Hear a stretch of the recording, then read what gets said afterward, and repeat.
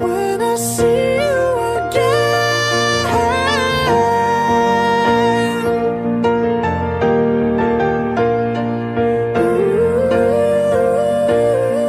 when I see you again. I think we have P9.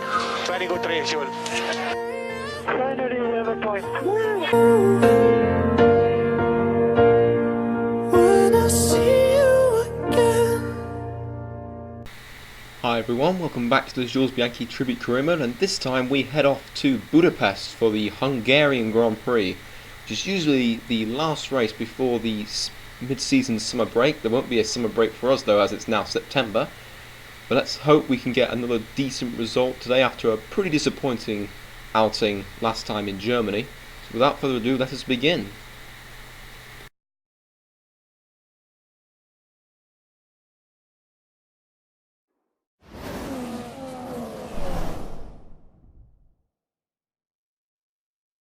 Welcome to the twisting corners of the Hungaroring, a popular track which has crowned 2 world champions in its history. It's time for the Hungarian Grand Prix. Let's take a look at the grid positions for today's race. Wow, we're starting in 17th place in front of both Saubers there. This is what the top 10 looks like. Fernando Alonso once again getting in the mix there, but the top two rows are occupied by both Mercedes and Red Bull.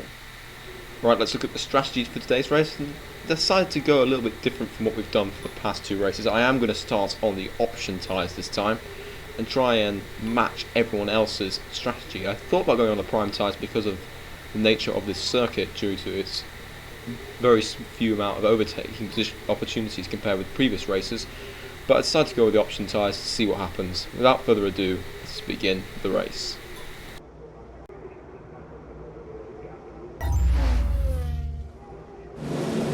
Okay, be wary of the cars ahead braking suddenly into one. We could ruin our race if we hit them. Good luck. The engineer is absolutely correct when it comes to this race off the start, and we are away in Hungary. We've got a pretty good start off the line. We're side by side with Pastor Maldonado already. So we come into turn 1. We want to avoid any major contact with the cars in front. We made a little bit of contact with the other Lotus of Romain Grosjean coming into turn number 1. As we now accelerate towards turn number 2. We're going to go down the inside of the Lotus for 13th place, but we're also going to get Nico Hulkenberg on the exit of turn 2 and go around the outside of Daniil Kvyat into P11, around the outside into turn 3, as we now accelerate up into turn 4 and the start of the second sector. We're now right behind the Ferrari of Kimi Räikkönen. We're going to stick our nose up the inside into turn number 5, and we are already into the positions. Who says it's hard to overtake in Hungary? As we're now trying to go down the inside of Valtteri Bottas into the chicane. We've done it round the outside of the exit, and we're up into P9 already. We now cut towards the end of the first lap. We're now right behind the McLaren of Jenson Button here.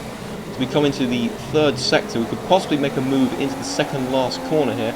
We're going to line one up down the inside, which we have done. We're up into 8th place. It's a fantastic move, and an opportunistic move, if I do say so myself. We're now on to the back of the second McLaren of Kevin Magnussen, as we get a pretty good drive off the final corner onto the start-finish straight, but the Mercedes power of Magnussen allows him to accelerate away a little bit, but we've managed to stay in the slipstream of the McLaren in front. We're going to go down the inside into turn number 1. We slightly braked a little bit earlier there, so I wasn't sure what the braking point was at that time. We're up into 7th place.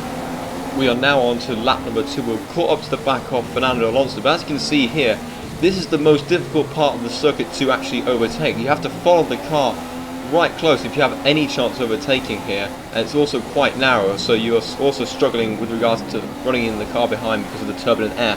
Anyways, we get a good drive off the final corner before the start of section number 3. We've gone down the inside of Alonso, and we're already up into 6th place.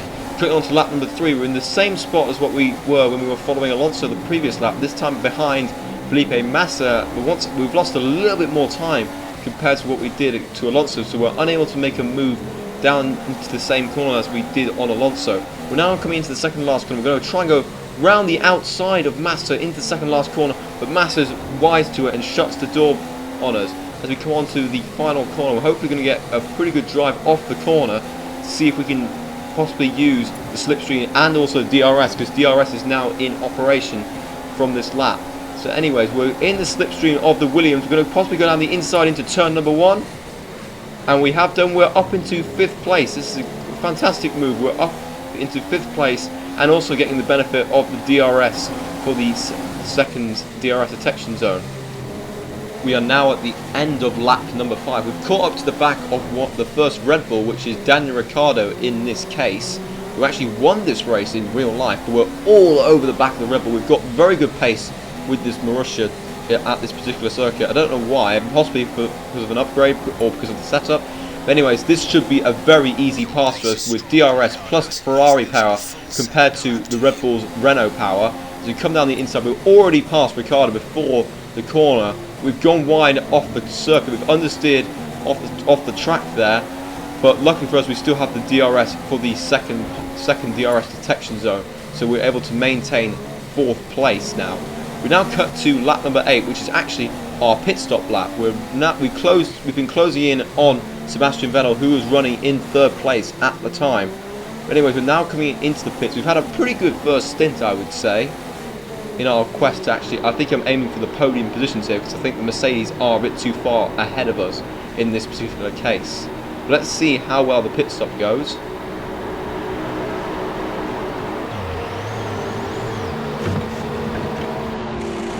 Release. So the mechanics once again doing a fantastic job for me, and we're still behind Sebastian Vettel, but I think we may have closed the gap, but this is not going to help us. Kevin Magnussen's actually now going to provide a barrier between myself and Vettel. It's obviously unintentional due to him not pitting yet. But anyways, we're now going to cut to the midway point in the lap. Magnussen is all over Sebastian Vettel. I don't know what's happening here. Possibly going around the outside of Magnussen into turn 5. Now into turn 6. We're going to try and go round the outside of the McLaren. We've made a bit of contact though. And I think we've made the move stick. But no, we've also made contact again. That's twice we've made contact with Magnussen. And I think we were very lucky to avoid a penalty there. So I don't think I gave him enough space. Here's on board with Magnussen, or from Magnussen's perspective. You can see us coming around the outside. He throws his hand up there. He's not impressed with us. And yeah, that I think we have not given him enough space. So we're very fortunate for us to not receive a penalty. Anyways, we cut back to the race. But look how slow Vettel is going in the very fast section of the circuit where it's impossible to overtake. And I'm getting a bit annoyed with Vettel in front holding us up. We're going down the inside of the Red Bull into 7th place. That might have cost us a bit of time. You never know with regards to overcuts or undercuts when it comes to the pit stops. Maybe Ricciardo has benefited from this. Anyways, we're going to find out in a minute as we come through the final corner. Look, the remaining drivers in front of us are making their scheduled pit stops as we come to start lap number 10. There's a couple of guys in the pits here. You'll notice who's coming out the pits right now. That is Daniel Ricciardo. He's made up a bucket load of time on me and Vettel. He very nearly jumped us there, but Ricciardo has definitely jumped his teammate. We are now coming to the end of the lap. Let's see what the gap is between myself and the next car, which is Nico Rosberg. It's around 7.8 seconds there. So in theory, we've got to close the gap by around a second per lap if we've got any chance of obtaining a second place finish today, and we won't do ourselves any favours by understeering wide into the first corner. But anyways, we're going to cut to the next lap. Let's see what the gap is now as we come across the start-finish line for the 11th time this race. 0.5 a lap quicker than Rosberg. So as the engineers said there, we're around 0.5 of a second per lap quicker than Rosberg, so that's not enough for us to actually pass him if we continue at the rate that we do. So we are going to go up into rich fuel mix to see if we can try and close the gap a bit more per lap. Let's see what the gap is now as we come on to lap number 13. It's now around, or it's under 6 seconds. It's now 5.9 between us and Rosberg. So the rich fuel mix is helping us, but of course we've got to make sure we don't run out of fuel during this race. We're now going to cut to lap number 14. The gap is suddenly down to 4.4 seconds after a lap and a half. As you can see in the distance on the mini-map, we've got some back markers to overcome. So maybe back markers can help us out once again like they've done in previous races, such as Australia, Bahrain, Silverstone most recently though. Anyways, we're now going to cut to, we're now on to the pit straight once again to start lap number 15. 0.5 a lap quicker than Rosberg. So even in rich fuel mix, Rosberg has managed to up his pace a little, so we're only now 0.5 of a second per lap quicker than him. Anyways, we're now on to the end of lap number 15. Look at how slow Marcus Ericsson and how unhelpful the Caterham is in our quest to try and actually get close to Rosberg and overtake him. He's not moving out the way there and forcing us to go down the inside into turn number 1. The gap, as you possibly notice on the left hand side of the screen, was now just over 4 seconds, so the gap has slowed down a little bit. And now we're going to cut to lap number 17.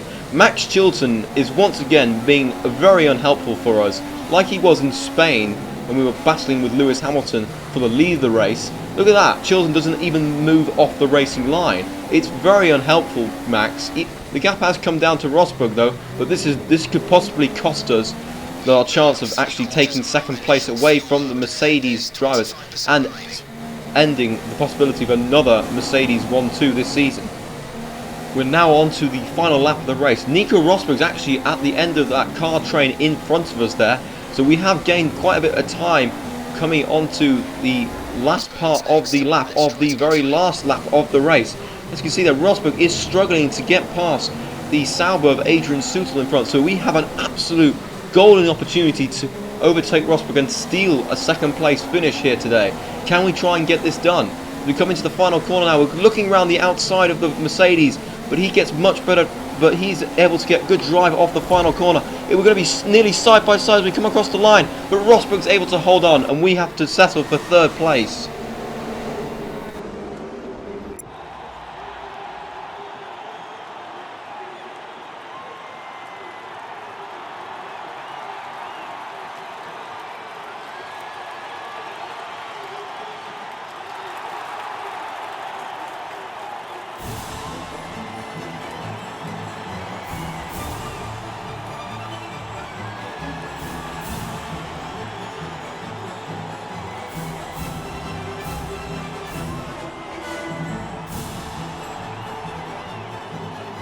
Lewis Hamilton has won today's race with an absolutely sublime drive. He looked very comfortable in his Mercedes this weekend, and it's rewarded him with 25 points. Confirmation of the race results today. Another 1-2 for Mercedes with Hamilton in front of Rosberg. Myself only 0.05 of a second behind Rosberg at the end of the race. Daniel Ricciardo taking 4th place, Vettel in 5th, Massa in 6th, Alonso in 7th, Raikkonen up to 8th. After a pretty poor start, I would say, from the Finn. Bottas in 9th and Jenson Button taking the final points in 10th place. We're going to scroll down a bit further along the race results to see who else finished the race. As you can see, a couple of cars finished a lap down, but no retirements in this race. Magnussen finishing all the way down in 16th after our incident with him at the midway point of the race. We're now going to cut to the Drivers' Championship. We are still in second place, 54 points now behind Hamilton, but Rosberg is now only 7 points behind us in 3rd position. There's not much change anywhere else except for Vettel and Ricciardo having a pretty decent scrap for that 4th place between the two Red Bulls. It looks like we've got a 2x2 formation from 4th place onwards. Anyway, so we're now on to the Constructors' Championship. We are still in 3rd place there, but there's really no change anywhere else. I hope you guys enjoyed today's race.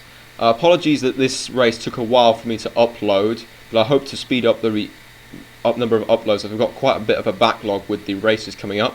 If you did like this race, please like, comment and subscribe, and I'll see you for the next race at the historic Spa-Francorchamps circuit in Belgium.